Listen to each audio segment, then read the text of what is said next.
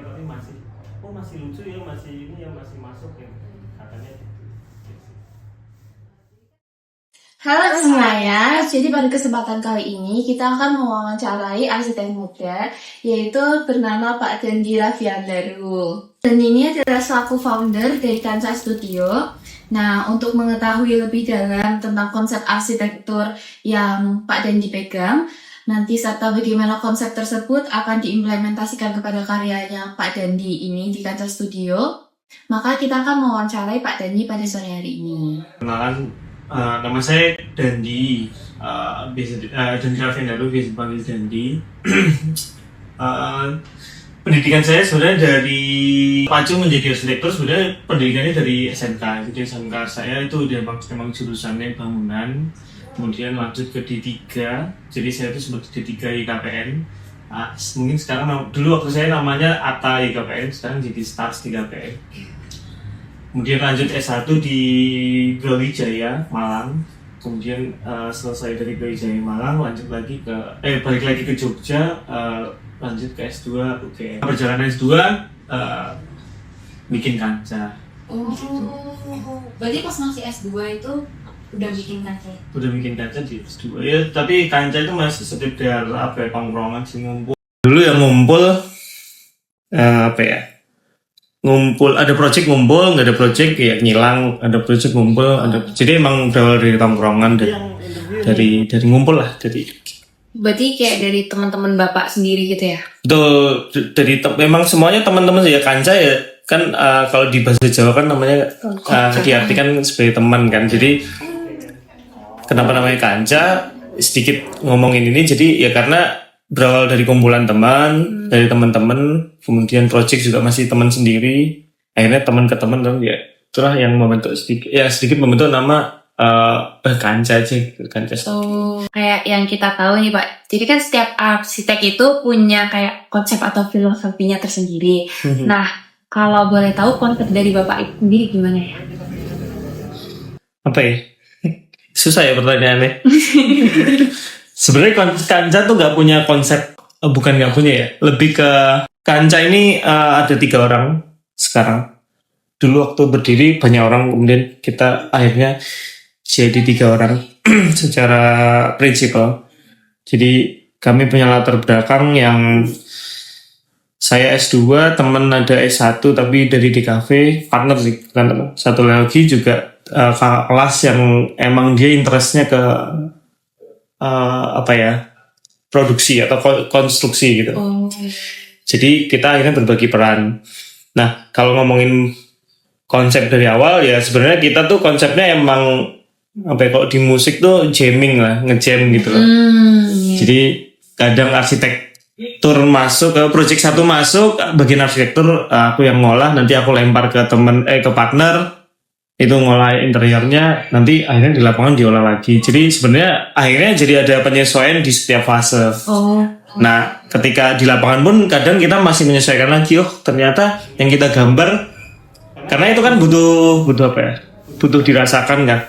Yang kita gambar kayaknya udah kelihatan tipis, kelihatannya ternyata sampai lokasi kok masih bold ya, gimana caranya. Jadi akhirnya ada setiap fase tuh kita ngerasain satu-satu. Jadi punya aku kadang direvisi, ini kayaknya serunya gini supaya support ke interior, nanti udah match masuk ke produksi ngevaluasi lagi, ini kayaknya supaya gini. Solusinya ini ya udah di lapangan pun jadinya ternyata nggak sesuai plan gitu. Nah, jadi memang secara konsep ya mungkin kita bisa katakan harmoni aja sih, gimana caranya, karena kita tuh ngolah material yang beragam ya.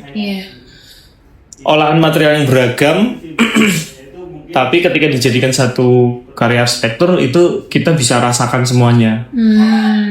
Padahal sebenarnya setiap material itu punya, ya anggaplah di ruangan ini ada keramik, ada dinding, ada kayu gitu. Kalau mereka berdiri sendiri-sendiri sebenarnya juga udah punya value. Tapi ketika kita blend itu gimana caranya value-nya masih dapat semua. Ya kayak ngeband juga. Ngedrum solo ya bagus, gitar solo juga bagus, tapi ketika dijadikan sebuah lagu berarti kan harus match blend. Sebenarnya mungkin kalau kata orang sebenarnya kebanyakan karya Kanca itu banyak tabrakan-tabrakan material tapi masih lucu ya, masih ini ya, masih masuk ya, katanya gitu. Itu sih. Jadi kan kalau aku lihat juga di beberapa karya dari Kanca ini tuh kayak memadukan berbagai macam material itu ya Pak, yang kayak Bapak bilang. Nah itu tuh kayak ada nggak sih Pak material yang kayak khas banget gitu dari Kanca yang kayak selalu dipakai atau jadi ciri khasnya gitu? Sebenarnya kalau ciri khas nggak ada. Semua prinsipal itu atau mungkin semua desainer ya. Semua desainer tuh pada dasarnya bosenan sama bukan bosen sih, karena sebenarnya bukan karena bosen, tapi karena kita terpapar banyak referensi. Jadi kita pengennya selalu nyoba yang baru. Jadi pada dasarnya kita nggak punya sesuatu yang khas. Adanya mungkin material yang sama tapi kita olahnya berbeda gitu loh. Jadi itu yang mungkin banyak dianggap wah ini Kanca banget gitu loh, kata orang kan gitu. Nah itu padahal sebenarnya kita ya masih sama materialnya, cuman kita olahnya beda. Sebenarnya itu kalau khas banget tuh kita nggak pernah ngeklaim sih, kita nggak, karena kita cuma ngolah material yang ada aja. Gimana caranya ini punya value gitu. Itu aja sih. Kalau khas tuh nggak ada kayak gitu. Oke, berarti kayak waktu Bapak bisa menemukan kayak titik nyamannya gitu Pak, kayak misalkan suka ngolah material itu awalnya gimana Pak? Awalnya sebenarnya dulu gara-gara waktu pandemi banyak ngeliat YouTube ya.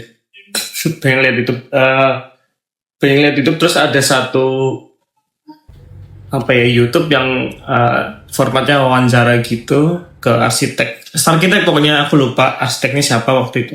Cuman apa ingat banget apa yang dia katain aja. Pertanyaannya adalah gimana caranya dapat klien yang mau nerima desain dari bapak inilah, yang dimana desainnya udah pasti aneh-aneh gitu lah, pasti. Dia cuma bilang sebenarnya bukan kita yang memprovide desain kita untuk diterima oleh klien, tapi klien yang memilih kita. Itu statement yang menarik yang bikin aku terus kan jadi pertanyaan lanjutan, gimana caranya klien milih Bapak untuk menjadi arsitek? Ya karena karakter yang kita bangun selama ini adalah memang portofolio yang kita bangun selama ini adalah karakter saya. Jadi saya memang suka bikin gini. Yang dilakukan itu adalah brainstorming melalui mood board. Jadi ada analisisnya dulu nih, nanti mau mood yang seperti apa buat proyeknya kayak gitu. Jadi banyak ngobrolnya, banyak diskusinya tuh dari mood board dulu. Mood board itu ketika udah dipegang orang yang berbeda, itu outputnya juga pasti berbeda. Nah, penyesuaiannya itu adalah lebih ke setiap orang itu menyesuaikan bagaimana dengan ciri khas Kanca bisa aku terapkan tapi dengan gayaku gitu. Sambil proses mendesain itu nanti bisa diomongin lagi, tapi yang penting tuh guideline-nya tuh di awal tuh udah jelas. Jadi mood board itu jadi patokan mendesain. Material yang biasa kita pakai, cuma penerapannya yang biasanya kita variasiin. Kita kadang-kadang mungkin tile biasanya dipakai di lantai terakota, bisa nggak sih kali-kali dipakai di dinding? Bisa nggak sih kali-kali dipakai buat top table? Bisa nggak sih kali-kali dipakai buat ceiling? Kan liar tuh. Cuma itu cara kita masing-masing buat menunjukkan kalau dengan style Kanca kita pun bisa menuangkan idealisme kita, kepenginan kita tuh kayak gimana, kayak gitu. Terima kasih Mas, terima kasih banyak.